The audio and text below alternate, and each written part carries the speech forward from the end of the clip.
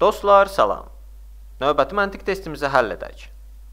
Cüt hərflər arasındakı məntiqi əlaqəni taparaq ardıcıllığı tamamlayın. Baxırıq ki, bizə M, E, L, E, T, T, C, C, A, A, I, I hərfləri verilir. Və biz də bu hərflər arasında qanun uyğunluğu müəyyən edib, N hərfi ilə sual işarəsinin yerinə hansı variantdakı hərfin olduğunu tapmağa çalışacaq.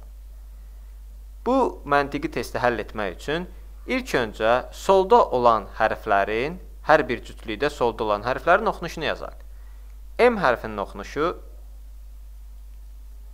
M. L hərfinin oxunuşu L.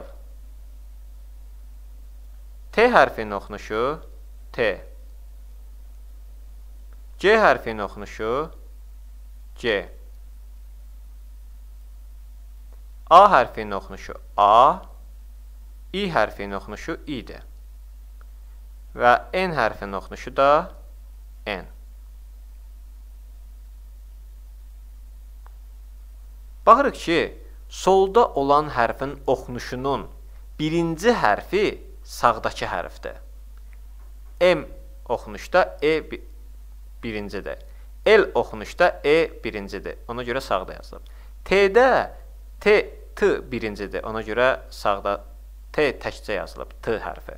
C'də C'dir birinci, ona görə sağda C yazılıb. A'da isə A oxunur təkcə, ona görə A yazılıb, İ'də də İ olur.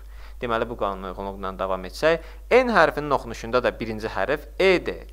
Deməli, sual işarəsinin yerinə E olacaq. E-də C variantına uyğun gəlir. Dostlar, testlə bağlı suallarınız olarsa, yorumlarda yazın, tezcə cavablandıracağam. Videomuzu bəyənməyi və YouTube kanalımıza abunə olmağı unutmayın. Sağ olun, yenidən görüşənədək.